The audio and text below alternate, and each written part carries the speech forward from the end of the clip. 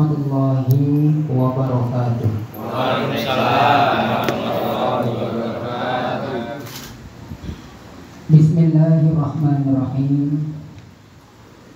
Alhamdulillahilladzi ja'ala Ramadana syahran mubarakan wa farada alaina siyama fi ajli taqwa. Ashhadu an la ilaha illallah wahdahu la syarikalah wa ashhadu anna Muhammadan abduhu wa rasuluhu la nabiyya ba'dah. Allahumma salli wa sallim ala sayyidina Muhammadin wa ala alihi wa sahbihi ajma'in. Qala Allah ta'ala fi kitabihil karim, a'udzu billahi minasyaitonir rajim. Ya ayyuhalladzina amanu kutiba alaikumusiyam kama kutiba alal ladzina min qablikum la'allakum tattaqun. Shadaqallahul azim. Yang kami hormati Bapak Kepala Desa G1 Mataram beserta seluruh jajaran dan perangkat-perangkatnya. Yang kami hormati Bapak BPD, yang kami hormati DKM, seluruh DKM ya, dan terkhusus Ketua DKM Masjid Al-Hidayah G1 Mataram dan juga DKM Musholah Al-Barokah beserta seluruh pengurus-pengurusnya. Yang kami hormati tokoh agama, tokoh masyarakat, tokoh adat, para sepuh, dan bapak-bapak, ibu-ibu, seluruh jamaah sholat isya dan tarawih pada malam hari ini, yang mohon maaf kami tidak dapat menyebutkan satu persatunya. Mudah-mudahan kita semua dalam rahmat Allah Subhanahu wa Ta'ala. Marilah kita memanjatkan puji dan syukur kehadiran Allah Subhanahu wa Ta'ala yang telah melimpahkan rahmat dan nikmatnya yang tak terhingga, sehingga dengan nikmatnya yang begitu banyak tersebut kita dapat berjumpa kembali dengan bulan mulia, yaitu bulan suci Ramadan, dalam keadaan iman dan Islam. Dan mudah-mudahan di bulan suci Ramadan ini kita dapat melaksanakan semua kewajiban-kewajiban kita sebagai umat Islam. Salah satunya adalah melaksanakan ibadah puasa, termasuk juga ibadah-ibadah yang lain, baik yang fardu maupun yang sunnah. Dan semoga ibadah kita di sepanjang bulan Ramadan ini, terkhususnya ibadah pada hari ini, ibadah puasa dari sejak terbit fajar hingga terbenamnya matahari pada sore tadi, ya, maghrib tadi, dilanjutkan dengan sholat isya dan tarawih, semuanya semoga diterima oleh Allah Subhanahu wa Ta'ala. Amin ya rabbal alamin. Salawat dan salam senantiasa tercurahkan, terlimpahkan ke haribaan kita, junjungan kita, kekasih kita, suri tauladan kita, baginda Nabi besar Muhammad SAW, yang mudah-mudahan kita telah mendapatkan syafaatnya di yaumil qiyamah. Amin ya rabbal alamin.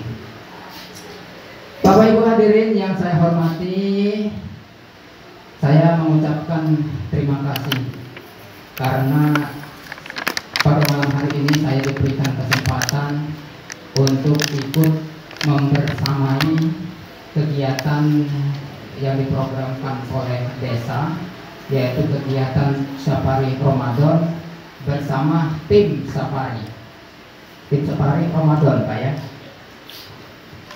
Dan kegiatan seperti ini sangat baik dan positif. Sangat jarang sekali di suatu desa, di suatu kampung yang kepala desanya itu mempunyai program yang sebagus ini. Bayangkan setiap Ramadan diadakan kegiatan safar Ramadan dari dusun ke dusun, menjalin silaturahim satu sama lain, warga kampung satu sama kampung yang lain, dusun satu sama dusun yang lain, Masya Allah. Sehingga terjalin silaturahmi. Dari sini akan terlahirlah masyarakat yang guyup, yang rukun, yang bahu membahu, tercipta kegotong royongan, kekeluargaan, persahabatan, sehingga tidak ada satu kampung sama kampung yang lain bermusuhan, satu dusun sama dusun yang lain terjadi salah paham. Bahkan kadang-kadang ini ada kampung sama kampung terjadi bentrokan, ya, yang satu takbir Allahu Akbar, yang kampung sana juga takbir, perang kampung antar kampung. Pernah dengar gak itu, Pak? Alhamdulillah di desa Mataram ini itu tidak ada, bahkan gejala-gejalanya pun tidak ada, betul ya? Alhamdulillah. Ini salah satu hikmah kegiatan seperti ini nih, Pak, sangat bagus, harus dilestarikan. Bahkan sekalipun kan yang namanya kepala desa kan ada masa jabatannya, Pak ya, ada saatnya nanti berakhir. Bila pun nanti bukan beliau yang memimpin G1 Mataram ini, kegiatan seperti ini harus tetap dilanjutkan. Setuju? Setuju. Alhamdulillah. Kenapa, Pak? Beliau nih, Pak, saya bukan memuji-muji karena apa tidak. Kita melihat yang fakta saja, Pak ya. Jadi saya yakin Pak Kades ini sangat paham, Pak. Beliau sebagai pemimpin ini mempunyai tanggung jawab yang sangat besar sekali. Tanggung jawabnya itu dunia dan akhirat. Jabatan yang beliau emban ini adalah amanah yang akan beliau pertanggungjawabkan hingga di akhir yaumil qiyamah, di hadapan Allah. Besar tanggung jawabnya, Pak. Dan beliau sadar tanggung jawab yang besar itu.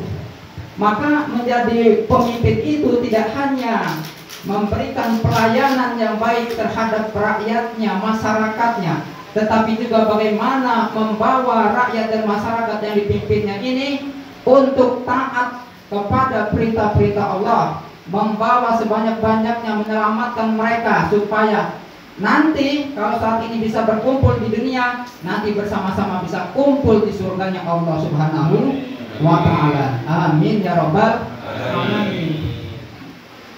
Sebenarnya, Pak, pemimpin itu bukan hanya beliau. Setiap kita ini pemimpin sebenarnya, dengan ruang lingkup dan tanggung jawab masing-masing sesuai dengan fungsinya, gitu ya. Kullukum ra'in wa kullukum mas'ulun an ra'iyatihi. Setiap kalian adalah pemimpin, dan setiap pemimpin itu akan dimintai pertanggungjawabannya kelak terhadap apa yang dipimpinnya. Subhanahu wa ta'ala. Berikutnya, dengan kegiatan yang seperti ini akan tumbuh dengan baik iman dan takwa di tengah-tengah masyarakat kita. Kalau iman dan takwa ini sudah membentuk setiap pribadi, maka akan menciptakan keluarga yang bertakwa, keluarga yang baik.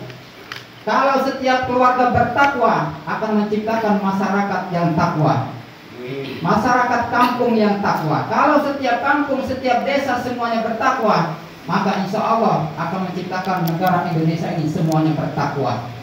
Kalau setiap kita ini bertakwa, apa janji Allah? Walau anna ahlal qura amanu wattaqau lafatahna alaihim barakatim minas sama'i wal ard. Barang sekiranya penduduk suatu negeri beriman dan bertakwa kata Allah, maka pasti aku akan menurunkan keberkahan dari atas langit dan dari dalam perut bumi. Berkah akan diberikan keberkahan oleh Allah Subhanahu wa ta'ala. Berkah itu apa sih? Berkah itu adalah kebaikan yang bertambah, yang bertumbuh, berkembang. Satu kebaikan melahirkan kebaikan-kebaikan yang lain.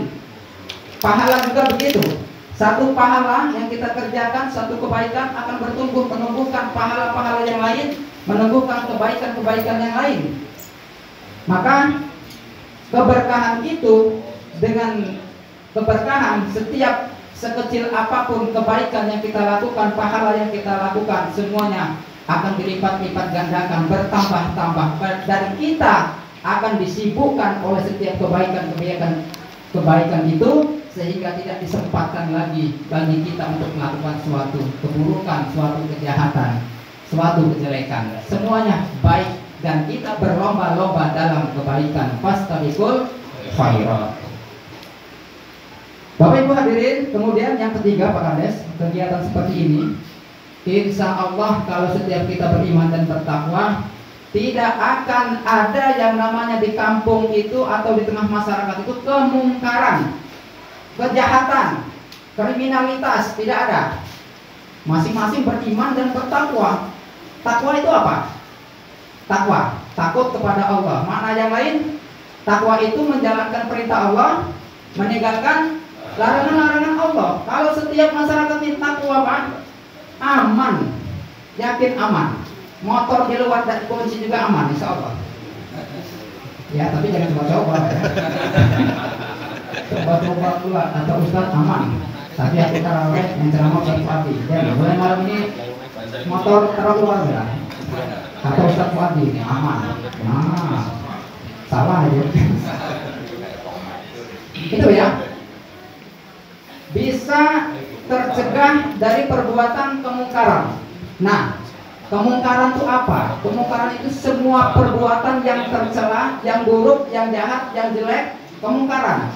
Semua perbuatan yang mendatangkan kemurkaan Allah, mendatangkan dosa, semua perbuatan maksiat, itu semuanya kemungkaran.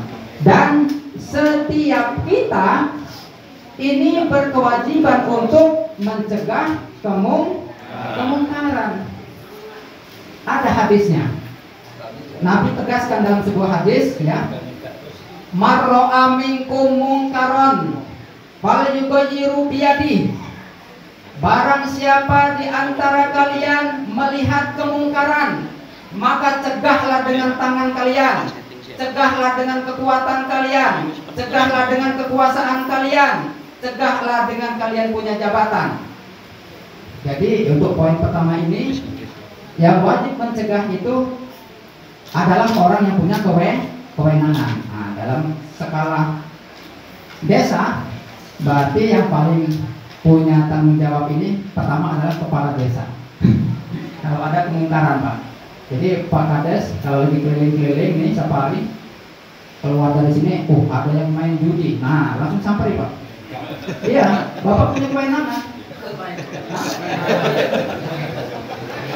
Kalau saya, Pak, yang enggak, wah, bahaya, Pak. Bahaya kalau saya nyegel bukan kewenangan saya, Pak. Nah, Pak Kades didampingi oleh keamanan.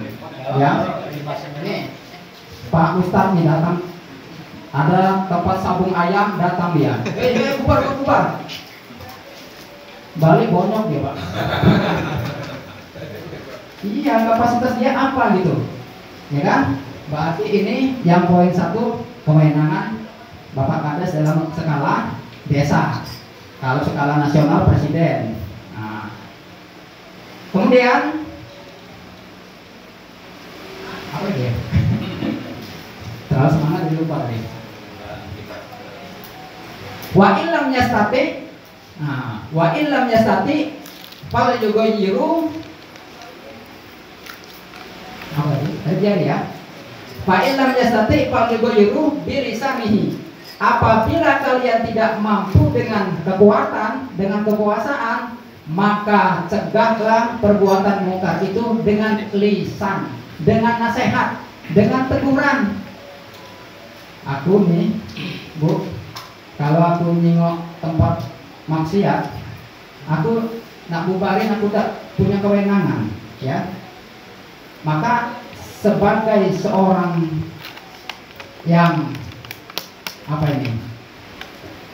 Dibilang Ustaz enak juga nih, bukan Ustaz sebenarnya. Nah, Ustaz Raji, Ustaz Raji namanya? Hah? Ustaz Suraji, ya, tugas Ustaz Suraji, ya. Tugas Ustaz Suraji ini poin yang kedua ini. Beliau dari atas mimbar, dari atas podium ceramah, menasehati masyarakat supaya meninggalkan kemaksiatan. kemaksiatan. Nah, ini artinya dengan lisan. Itu kewenangan saya ini cuma lisan, Pak. Kalau dengan tangan tidak punya kewenangan. Wa illam yastati fal yughayyiru biyadi. Kekuasaan tidak ada, ya. Menasehati kita juga tidak mampu. Kalaupun mampu, siapa yang mau dengar misalnya, ya. Nah, kita ceramah di podium tidak pernah, khutbah tidak pernah, ya kan? Ditokohkan juga tidak, bisa masyarakat biasa, mohon maaf misalnya. Nah, kita mau menasehati pun tidak punya kekuatan, maka minimal dia harus mengingkari dengan hatinya. Hatinya harus mengingkari. Jangan kemungkaran yang ada kita setuju, tidak. Kami tidak punya kekuatan untuk mencegah, tidak bisa menasihati, tetapi minimal hati kita mengingkari perbuatan kemungkaran itu. Aku tidak suka dengan kemungkaran ini, bahkan berdoa kepada Allah semoga suatu saat kemungkaran ini nanti ada yang akan memberantasnya. Jadi mengingkari, bukan setuju. Ini kadang kita ada yang buka rem sama biduan nakal tuh, bukannya kita nih mengingkari, hati kita nih setuju. Malah joget tuh. Nah, harusnya kita ini maksiat nih, ya Allah. Aku nak negur tidak berani, ya kan? Nak melarang tidak berani. Tapi hati mengingkari, tidak setuju. Ini maksiat, ini dosa. Jangan, ya. Hati kita harus mengingkari. Nah, dan itu kata Nabi adalah selemah-lemahnya iman. Jadi orang yang cuma mampu mengingkari di hati itu selemah-lemahnya iman. Tapi jadilah masih ada iman, tidak. Nah, kemudian mencegah kemungkaran itu tidak hanya di wilayah desa, masyarakat, tetapi juga di dalam rumah tangga. Di dalam rumah tangga ini ingat tadi setiap kita adalah pemimpin. Suami adalah pemimpin di dalam rumah tangga dan dia bertanggung jawab terhadap keselamatan rumah tangganya. Kemudian setiap kita laki-laki, para pemuda adalah pemimpin bagi dirinya sendiri. Bagaimana dia bisa melangkahkan kaki, kemudian perbuatannya, tingkah lakunya, tutur sapanya, kesemuanya itu supaya tercegah dari perbuatan kemungkaran, tercegah dari perbuatan dosa, dan dia bisa taat menjalankan perintah-perintah Allah. Hadirin jamaah salat isya dan tarawih yang dirahmati Allah. Bu, oh Bu, sudah ngantuk Bu? Belum? Ini Ibu malam Ramadan yang keberapa ini? Yang ke-13, 14. Masih semangat ya Bu tarawih? Masih ya? Alhamdulillah, ketengokan Bu malam ini rame ya, Masya Allah. Sudah pertengahan Ramadan juga masih seram ini. Tiap malam Bu ya seperti ini kan? Alhamdulillah. Kalau di kampung sana Bu, lama tuh sampai. Apalagi sudah 10 malam terakhir, makin sepi. Padahal seharusnya malam terakhir itu semakin ditingkatkan. Rasulullah itu di 10 malam terakhir semakin mengencangkan ikat pinggangnya, menjauhi dirinya dari tempat tidur, menjauhi dirinya dari istrinya, untuk fokus beriktikaf, ya, semakin memperbanyak ibadah kepada Allah. Nah, kalau kita udah di 10 malam terakhir, ya, kita ibu-ibu sudah sibuk di dapur untuk buat kue, ya. Ada lagi yang sudah, kalau yang lain sebagian umat muslim itu tawaf di Mekah, ibu-ibu tawafnya di pasar, ya. Berjalan sa'i dari Safa ke Marwah, ini orang yang sedang di Mekah itu sibuk mengumpulkan pahala, pundi-pundi pahala. Nah, kalau ibu ini sa'inya dari pasar satu ke pasar yang lain, sehingga masjid-masjid itu semakin kosong, ya, ditinggalkan oleh kaum muslimin. Nah, kalau besok kita jangan Bu, ya. Pokoknya Bu, sampai akhir Ramadan istiqomah lah, sampai penghujung Ramadan ini. Bahkan istiqomahnya itu jangan hanya terbatas di bulan Ramadan saja, tapi 1 bulan Ramadan yang sudah kita isi dengan sebaik-baiknya amal ibadah ini harus mewarnai 11 bulan yang lainnya. Kita lanjutkan kecuali tarawih.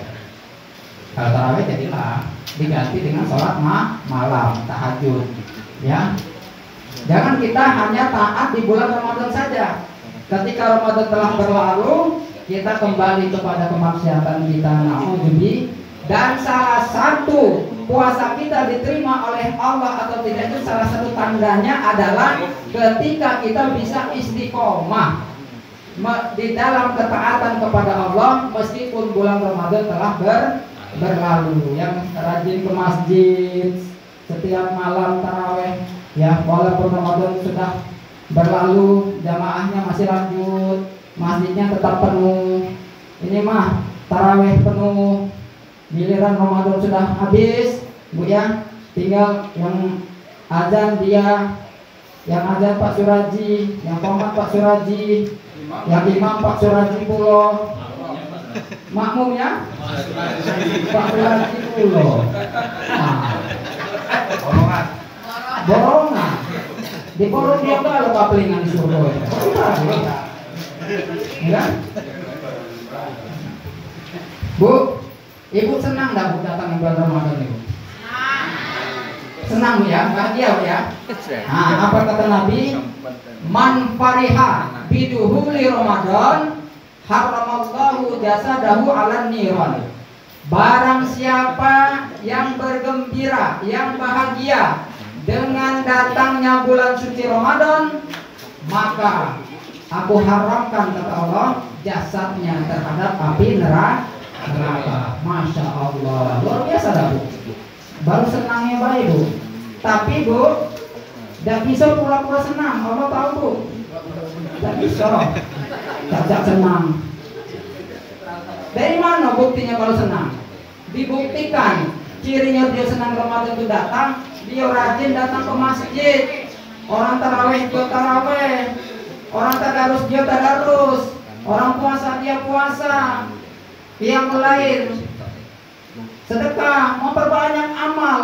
Itu bukti kalau memang dia senang datangnya Ramadan. Tapi aku senang Ramadan ini, demi Allah senang aku. Tidak. Masjid di sebelah rumah tidak pernah datang, tarawih tidak datang sepanjang Ramadan. Padahal masjid sebelah rumah. Ya, tenang buka puasa berapa? Dia udah siangnya merokok. Tapi bukan di sini, di sana. Jauh dari sini tidak. Di sini. Ini ya. Ya. Gitu ya.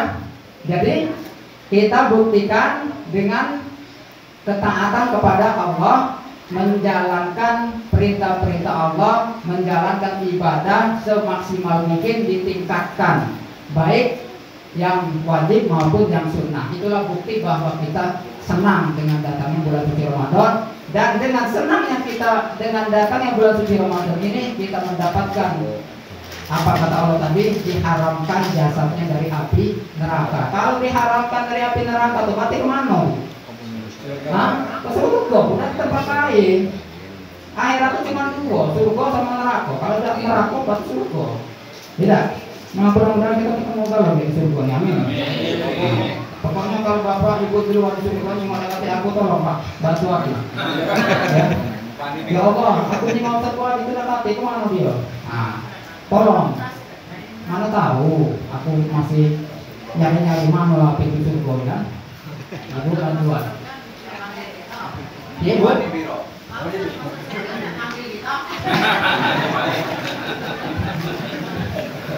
Baik, lanjut ya. Aku jadilah. Jadilah ya. Ah sudah. Kita sambung lagi. Kalau Pak Kades masih mengundang lagi, sambung. Amin. Ini saja ya.